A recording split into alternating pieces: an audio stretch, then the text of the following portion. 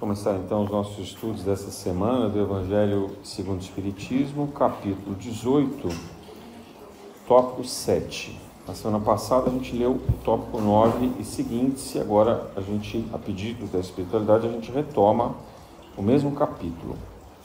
O tema é deixar aos mortos o cuidado de enterrar seus mortos. Lembrando que a gente está falando sobre a moral estranha do Evangelho, né? Aqueles ensinamentos que assustavam um pouco os apóstolos, que eles tinham muita dificuldade de explicar, e acho que como eles também não, de entender, e como eles também não conseguiram justamente compreender direito, a reprodução do texto do Evangelho também não é muito clara. De qualquer maneira, a gente sabe que Jesus faz uma provocação naquilo que nós precisamos nos desapegar das coisas materiais e também das pessoas, às vezes, com quem nós nos relacionamos.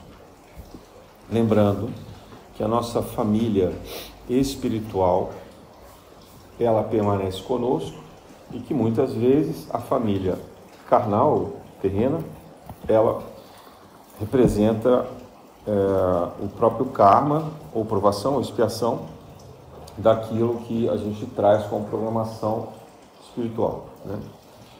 E qual é a missão nossa em relação à família terrena? Amar, perdoar, conviver bem, né? Porque justamente a gente está resgatando alguma coisa difícil de vidas passadas, tá? Mas de fato essa frase, né, essa passagem do Evangelho, que ela é assim, Jesus então convoca um dos discípulos a segui-lo. Ele diz: deixe que eu enterre primeiro os meus pais, né? Teria desencarnado ali, já teria morrido, veja, não é que ele estava doente, estava precisando de cuidados, né? Ele já tinha morrido, e Jesus diz então: não, deixe que os mortos enterrem os mortos e vai você pregar a boa nova, né? Mas a gente precisa entender isso dentro do contexto do judeu. O judeu, ele cumpre até hoje um luto especial em relação aos mortos, né? Que dura um certo tempo, assim, não sei exatamente quanto, não me lembro agora de cabeça, mas eu me lembro até assim, que os homens, por exemplo, têm que deixar a barba crescer, né, eles fazem jejum, tem uma série de coisas, e que isso dura pelo menos um mês, e depois, o período mesmo do luto, ainda tem uma série de outras cerimônias também que se estendem bastante. Então, muito provavelmente o que esse jovem estava dizendo para Jesus é que ele queria cumprir o luto, ou seja, os rituais judaicos, que eram rituais religiosos, né? E Jesus é mais ou menos como se ele dissesse assim: não adianta você ficar no seu luto cumprindo um ritual que ele é meramente externo, exterior. Você tem que cumprir o seu luto trabalhando, né? A sua dor vai curar na medida em que você puder amparar a dor alheia.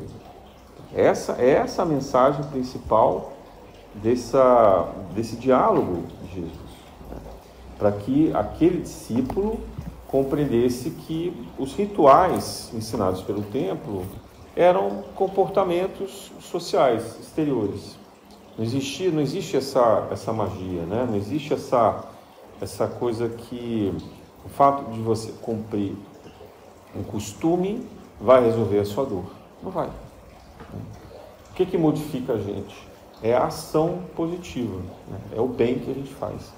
Então é mais ou menos como se ele estivesse dizendo assim: ao invés de você ficar se lamentando pela perda, faz alguma coisa em prol de alguém, né? Trabalha por isso. E aí com isso você vai modificar essa energia que é negativa, vai fazer com que esse espírito que desencarnou desperte também para o bem e aceite o auxílio, e você vai também se libertar um pouco dessas amarras que costumam nos manter ligados, ou bastante associados às pessoas que nós mantemos laços fraternos, paternais, filiais na Terra. Eu acho que essa é uma mensagem que serve bastante a qualquer um de nós, né? E vale não apenas para uma situação extrema como essa, que é um falecimento de um parente, mas para as perdas em geral. Porque às vezes a gente se lamenta muito: mas eu perdi o meu emprego, né? Mas eu perdi a minha casa, eu perdi o namoro, né? O relacionamento, perdas, são perdas na vida. A gente o tempo inteiro tem perdas. Mas por que a gente tem perdas? Para que a energia se renove, para que novos ciclos comecem. Se a gente se prende ainda à energia do ciclo anterior, a gente não abre as portas necessárias para que essas novas energias possam acontecer. Então isso é da natureza, eu não estou falando nem da natureza humana, é da natureza em geral, né? Tudo se transforma, dizia Lavoisier. Nada se cria, nada se perde, tudo se transforma. O processo da natureza é a transformação. E a transformação é o que dá o aprimoramento. O que permite que as coisas de fato modifiquem, aprimorem. E às vezes, para elas melhorarem, elas têm que passar por perdas também. O ciclo de uma árvore é que ela seca, mas as sementes, os frutos que ela produziu vão gerar outras árvores. As flores polinizadas vão gerar outras árvores. Então, o legado é o que importa. A matéria, a madeira, ela vai ter outra utilidade. Ela pode servir para um uso humano, ou ela pode até apodrecer simplesmente e virar de novo um adubo naquele terreno. Simples assim. E a gente não vai chorar, se lamentar por esse ciclo, porque a gente entende que a energia dessa árvore, ela vai renascer. Mas é claro que a gente chora e a gente lamenta quando é alguém próximo de nós, seja um animal ou seja um outro ser humano. Então, se lamentar é uma coisa, a tristeza, ela não é ruim. A tristeza é necessária, o luto é necessário. Jesus não está sendo contra o luto dessa pessoa que perdeu o pai. Ele não seria capaz de uma indiferença. Seria falta de compaixão pensar nisso. Mas o que ele pede é que não haja o apego. Até porque, em muitas ocasiões, quando a gente pensa demais nas pessoas que se foram, que eram próximas de nós, muito queridas, a gente acaba atraindo essa energia delas de uma forma que elas não conseguem se libertar da Terra, né? Da vibração Terra-Terra. Elas ficam se sentindo devedoras do cuidado que elas não podem nos dar, que elas gostariam de nos ajudar, mas elas não têm forças para isso. Então a gente acaba atraindo essas pessoas para a nossa vibração. E todos nós fazemos isso, tá? Eu fiz isso, por exemplo, com a minha mãe, que eu tenho certeza, meu pai não sei, porque era muito jovem, mas minha mãe eu tenho certeza. Foi o que acabou me trazendo aqui, né? Porque eu demorei muito tempo para entender, e eu ficava o tempo inteiro lembrando da minha mãe, com bastante emotividade, sentia muita saudade, e ela provavelmente não conseguia ir embora, porque ela via a minha tristeza, ela via a minha angústia, a dificuldade que eu estava sentindo. Mas a partir do momento que eu comecei a frequentar a Casa Paula, aí nesse ambiente, ela viu que eu estava bem, que eu estava amparado, que finalmente eu tinha encontrado um caminho, né, que era um caminho de luz também, um caminho de esclarecimento, e ela se sentiu à vontade para ela aceitar o amparo e o socorro espiritual. Então veja, isso é um processo, né? Todos nós temos essa dificuldade, mas a gente precisa despertar para esse desprendimento. Dá saudade? Claro que dá saudade, né? Quem que não tem saudade? Mas essa saudade tem que ser uma coisa positiva. Então ela se transforma numa prece, por exemplo, que a gente faz para aquele espírito que já se foi. Um pedido para que ele fique bem, para que ele se sinta bem onde quer que ele esteja. E que ele aceite também o amparo, o auxílio. E quando ele estiver preparado, fortalecido, não importa quanto tempo isso dure, então que ele venha nos visitar. Mas enquanto isso, enquanto ele não puder vir nos visitar, que a gente aceite com resignação, com fé, o distanciamento dele. Então, pensando nisso como uma viagem, né? Então, quando a gente sabe que um parente nosso vai fazer uma longa viagem, vai ficar 3 anos fora, o nosso sentimento é de saudade, mas não é negativo, não é uma coisa de lamentação, porque a pessoa está viva, não é isso? O espírito, quando ele desencarna, ele continua vivo. Ele não pode se comunicar, mas ele está vivo. Por conta disso, a gente tem que ter essa fé de que a vida continua e que a gente vai, em algum momento propício, voltar a ter um contato. Muitas das vezes, por méritos nossos ou deles, A gente consegue esses contatos durante o sono. Mas a gente não necessariamente vai lembrar. Então a gente também precisa ter essa fé, né? Pedir em oração que não seja concedida essa possibilidade de encontrar os nossos parentes, os nossos entes queridos, durante o sono, mesmo que a gente não se lembre, né? Que isso pode nos dar algum tipo de conforto também de resignação.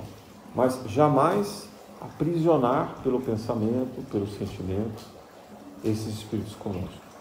Então precisamos ter cuidado com que tipo de saudade que a gente sente. Se é uma saudade de apego, às vezes acaba virando um aprisionamento. Nenhum de nós aqui tem garantido que vá conseguir fazer uma passagem tranquila. A gente só sabe o quanto a gente é apegado a alguma coisa quando a gente perde. Enquanto ela está de posse da gente, a gente não sabe, né? No dia que a gente perde, aí aquilo machuca o nosso coração e a gente começa a se lamentar. Mas a linha entre a lamentação, o sofrimento e a revolta é muito tênue. É muito fácil a gente querer se revoltar, né? A gente querer encastelar aquela relação. As pessoas que mantêm todos os bens, né, as roupas, os objetos, né, às vezes até os costumes, né, do que essa pessoa praticava, fazia, mantém a casa com a mesma cara.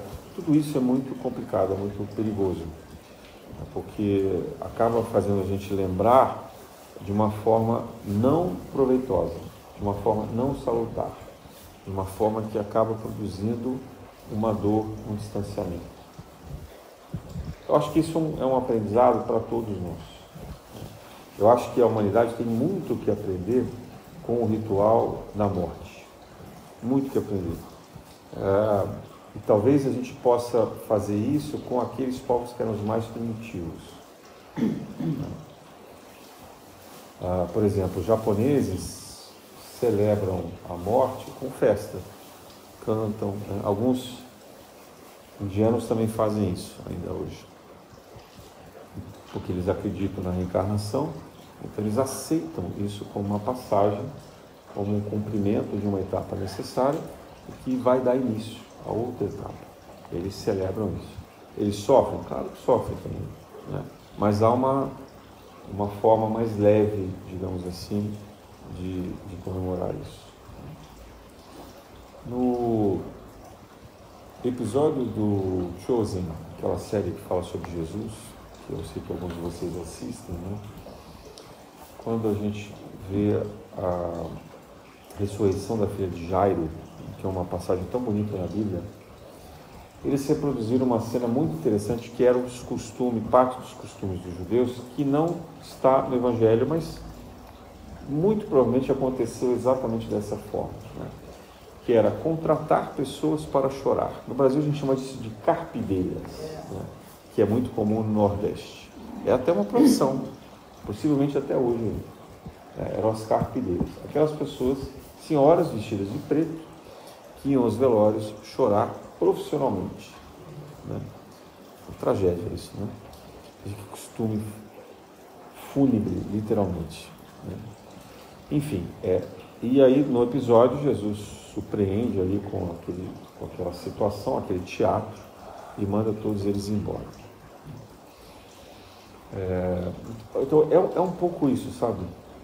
Quando a gente fala de luto em geral, ou seja, sobre perdas, como é que a gente está preparado para encarar isso, esse momento, né? A vida, ela é feita do imprevisível, né, do imponderável. E isso é bom, porque essa surpresa que às vezes serve como um catalisador de forças, né, uma catapulta que nos lança adiante para uma nova visão, um novo cenário. É muito difícil abrir mão das coisas, mas é necessário que a gente vá aprendendo. No final, nós não devemos carregar nada. A metáfora da escalada espiritual é que a gente começa a subida da montanha com muitas coisas nas costas penduradas na gente, né? Mas na medida em que a montanha vai ficando mais íngreme, Se a gente continuar carregando esses pesos, a gente não chega até o alto. Então a gente precisa escolher. O que a gente vai jogar fora primeiro? Né? E às vezes vai chegando num ponto em que a gente vai jogar o essencial. É muito difícil. O finalzinho é mais difícil. Né? Porque no início, tá bom, você está carregando umas panelas ali para fazer comida, carregar uma barraca, né? Está carregando umas lembranças, um par de sapato extra, né? E aquilo que Jesus diz assim, olha, vocês vão sair em pregação, vão apenas com uma túnica e a sandália nos pés. Não levem nenhum alforje. Quer dizer, isso é uma metáfora, né? Para dizer assim, ó, não se apeguem a nada. Ele não queria que os discípulos, os apóstolos, passassem fome, sede, necessidade. Era apenas que eles não se apegassem. O caminho espiritual, ele exige de nós o desprendimento. O desprendimento de coisas e de pessoas. Amar alguém não é prender esse alguém. Difícil isso, né? Quando a gente ama, a gente acha que a gente precisa ter a posse. Que a gente precisa se sentir dono dessa pessoa e alguém tem que ser um dono da gente. Essas promessas que a gente acaba fazendo nas relações amorosas, elas geram um aprisionamento. Na verdade, o amor deveria ser libertador. Olha, eu te amo tanto que eu quero o seu bem, a sua felicidade. Então, a primeira condição que eu desejo para você é ser livre. É o oposto, né? Ah, mas se eu deixar o outro livre, ele vai me trair. Ele vai fazer um monte de coisas que eu não quero. Aí a gente chega na essência, né? No fundo, você não ama.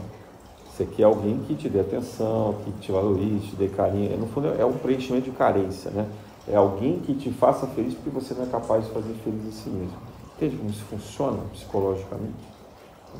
Porque se a gente é capaz, de fato, de amar alguém, a gente quer o bem dessa pessoa. E essa pessoa, para ela estar bem, ela precisa ser livre.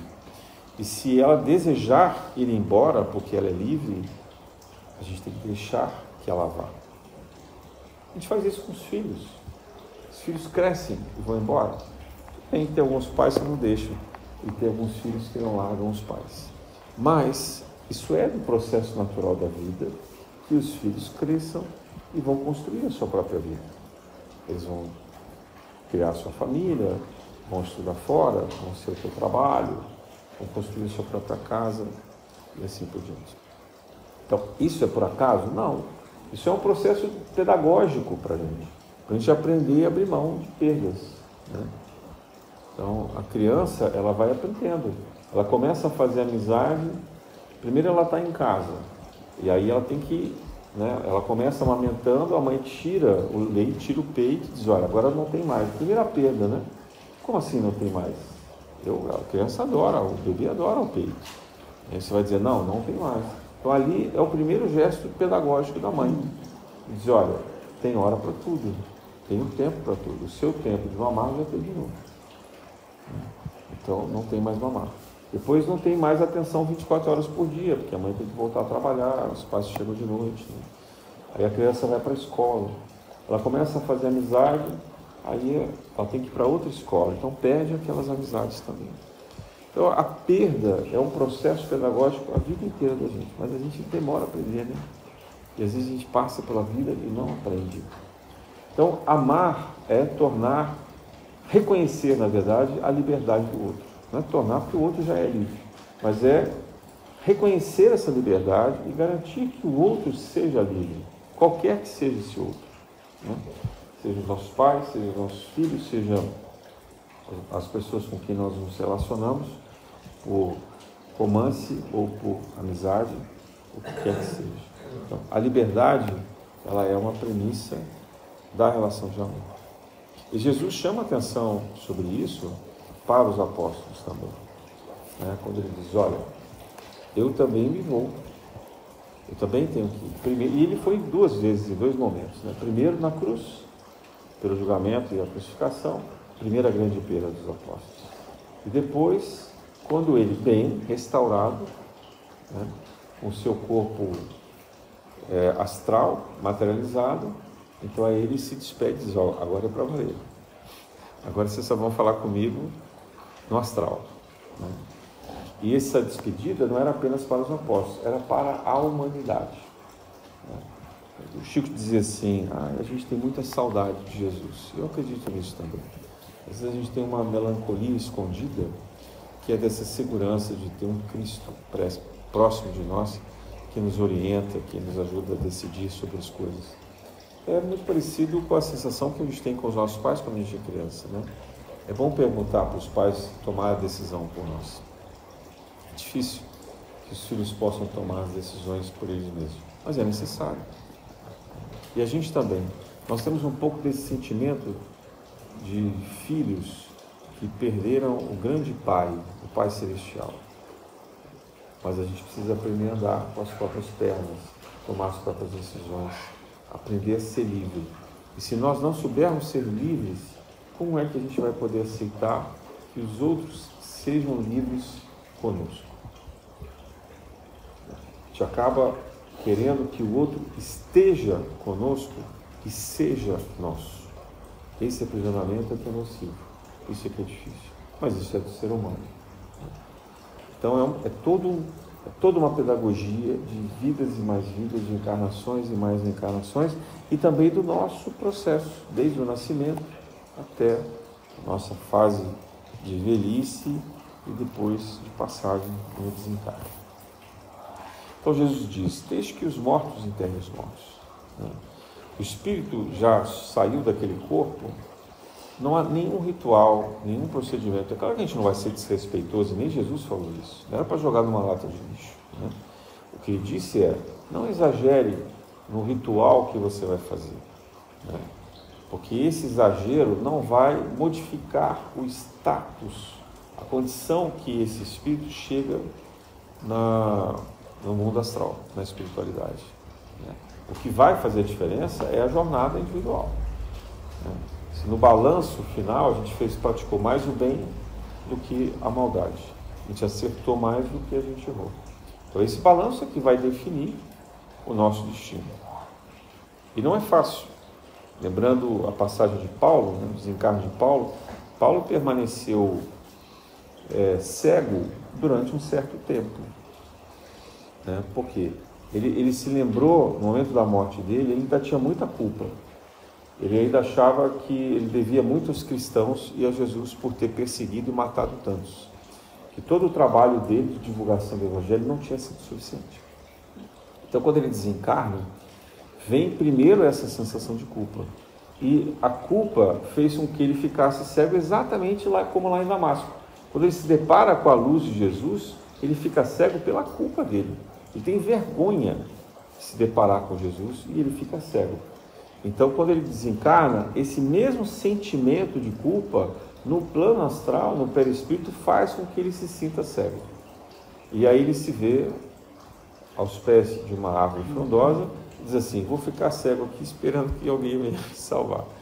Mas ele tinha mérito, e aí quem vai salvar foi aquele mesmo discípulo, aquele mesmo sacerdote que o socorreu quando da primeira cegueira, que ele pretendia matar lá em Damasco. Né? Mas encaminha depois ele para Jesus. E Jesus não vai resgatar não, para dizer assim, está querendo demais. Você precisa ter aí mais força de vontade, acredita mais em você mesmo, aprenda a ser livre, aprenda a ser por você mesmo pelas próprias pernas. Então eu vou te mandar um emissário, mas você vai ter que se recuperar pela sua própria força. Então veja que Jesus é sempre muito cuidadoso, né? Eles têm sempre uma pedagogia, tem sempre uma estratégia, uma didática para fazer com que a gente desperte e que a gente aprenda as lições. Então, ao mesmo tempo que ele tem compaixão, ele não exagera, ele não mima ninguém. Não há nenhuma passagem do Evangelho que Jesus tenha mimado alguém. Muito pelo contrário. Ele é sempre muito ponderado nas relações de afeição que ele desenvolve. Nem com a mãe. Né? Mãe preocupada com ele que ele tinha sumido lá no templo de Jerusalém com 12 anos, ela com o pai desesperada procurando ele, ele falou, minha mãe, calma, eu estou aqui nos trabalhos do meu pai. Né? Falou assim, como assim do seu pai? Quem é? Você falou assim, você não sabe quem é meu pai? Né? Ele está falando do Pai Celestial. Né? Então, ele tem a compaixão, mas ele não tem ele não amolece demais para a gente. Né? Por quê? Porque a gente precisa aprender a lição. Ele está preocupado em educar, como fazem os bons pais e mães, né? Educam com firmeza, mas sem perder a amorosidade, sem perder a compaixão. Então, toda essa moral estranha, ela gira em torno disso. Como que a gente balança esse amor? É um amor que abre mão. Então, ao invés de ser um amor que prende, que aprisiona, é um amor que abre mão, que diz, olha, eu te amo tanto que o que vai mais me fazer ser feliz é te ver livre. Eu te amo tanto que o que eu mais espero que você compreenda é que eu também sou livre. E justamente no exercício da minha liberdade é que eu posso compartilhar a minha vida com você, mas não estando o tempo todo com você, e nem te pertencendo e nem você me pertencendo. Difícil isso, né? Eu olho para as minhas filhas ainda hoje, já adultas, como se fossem bebês. É difícil. No nosso coração, os filhos serão sempre crianças, mas a gente precisa entender que essas crianças são espíritos, às vezes muito mais velhos e muito mais evoluídos do que nós. E a gente tem que ser capaz de entender o caminho individual deles. Então vale para todo mundo. Vale também para o trabalho, né? Muitas pessoas são aprisionadas no trabalho, não conseguem abrir mão do trabalho, o trabalho é tudo para elas. Quantas pessoas a gente vê assim no mundo hoje? Outro dia eu estava pensando sobre isso. Alguns países da Europa, principalmente,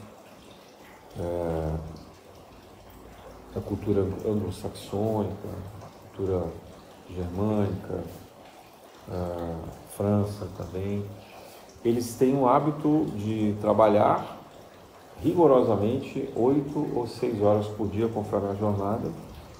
Acabou o trabalho, vira as costas e vai embora. Ou seja, o trabalho é uma fonte de renda, não é escravidão.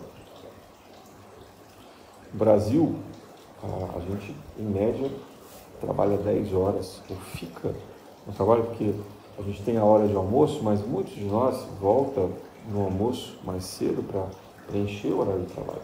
E quando sai no horário, o chefe olha feio, né? Tirou a tarde livre, eu já cansei de ouvir isso, é brincadeira, né? No trabalho. Você está saindo no horário, alguém te diz, tirou a tarde livre.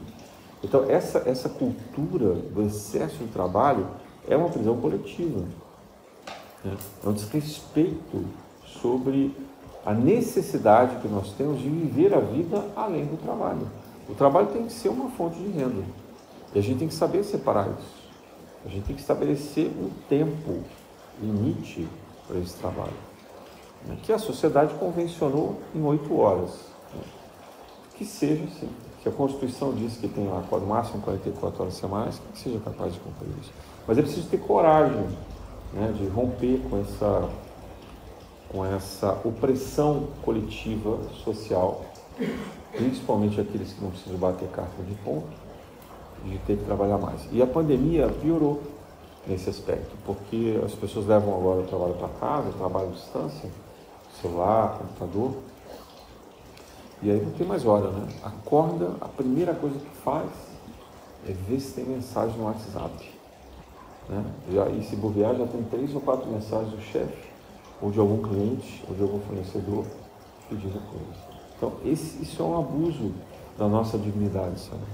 Isso é uma forma de não ser livre, mas a gente acha que a gente ama demais esse trabalho, né? Mas não, a gente não ama. Ninguém é capaz de amar aquilo que aprisiona. Para que a gente possa amar de verdade, a gente tem que ser capaz de levar para essa relação a liberdade, né? O respeito mútuo. Então, é uma espécie de síndrome coletiva que a gente vive, principalmente aqui no Brasil. A gente não conquistou isso. Mas não é só do Brasil, não. Tem em vários lugares do mundo. Mas aqui, principalmente, isso acontece demais. E a pandemia agravou. Então, isso é um despertamento que a gente tem que ver, né? E as pessoas são, de certa forma, cruéis quando querem nos manipular em relação a isso. Porque elas usam argumentos do tipo, mas você não quer crescer no seu trabalho? Você não quer ter participação nos lucros, né? Você não quer se desenvolver de uma forma mais produtiva, e assim vai. Então, a opressão do trabalho também é muito crítica.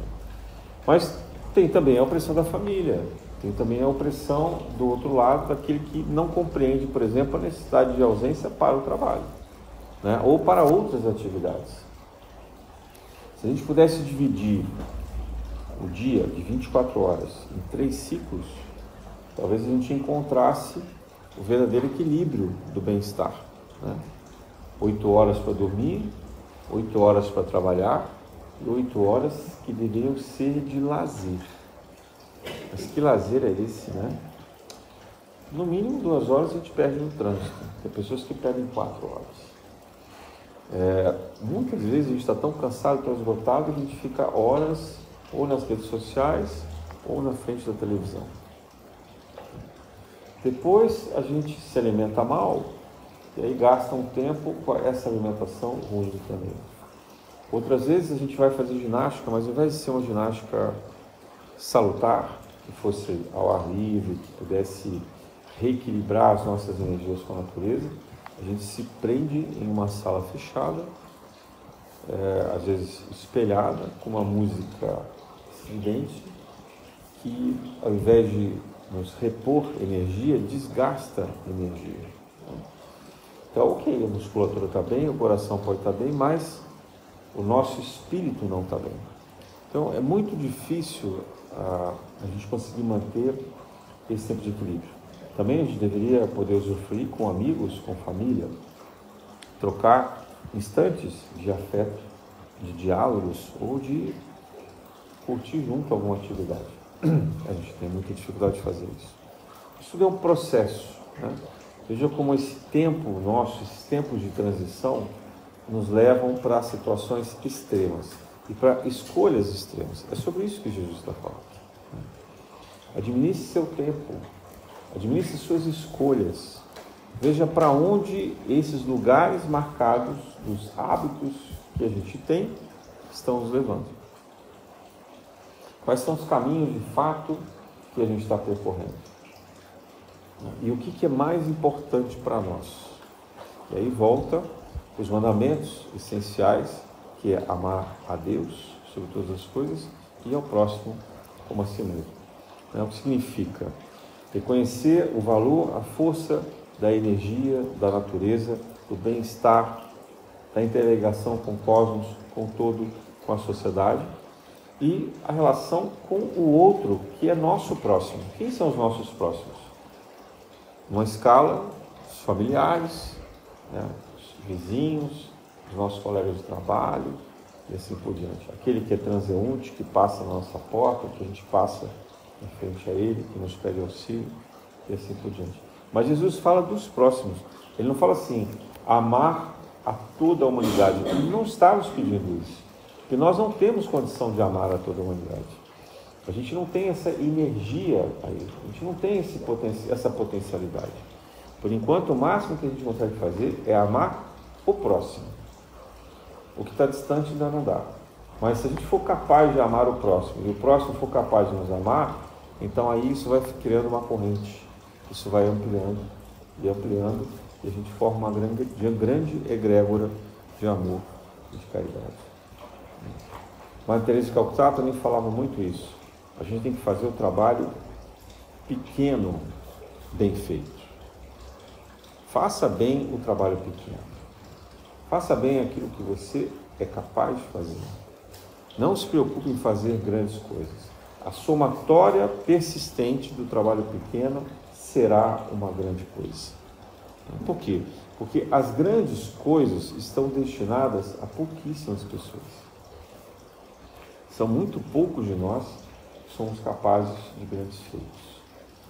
Daquele grupo todo de seguidores de Jesus, estima-se que no Sermão da Montanha tivesse cerca de 10 mil pessoas, pelo menos. Alguns chegam a exagerar, falam 100 mil pessoas, sei lá. Vamos dizer que fossem 10 mil pessoas, né? Quantas dessas 10 mil pessoas se tornaram testemunhas do Evangelho de Jesus e foram capazes de disseminar o evangelho dele para multidões outras, né? Muito poucas. Por isso que Jesus escolheu 12, escolheu os apóstolos e alguns discípulos a mais, né? 70 lá da Galileia, depois teve uma conta de 500 também da Galileia. Mas assim, que fossem 500 pessoas, para aquele grupo todo, era pouca gente. Então são muitos poucos que são destinados, porque estão preparados a fazer grandes coisas. A nós nos cabe fazer as pequenas coisas, mas fazendo bem feito e fazendo sempre. A graça de Deus.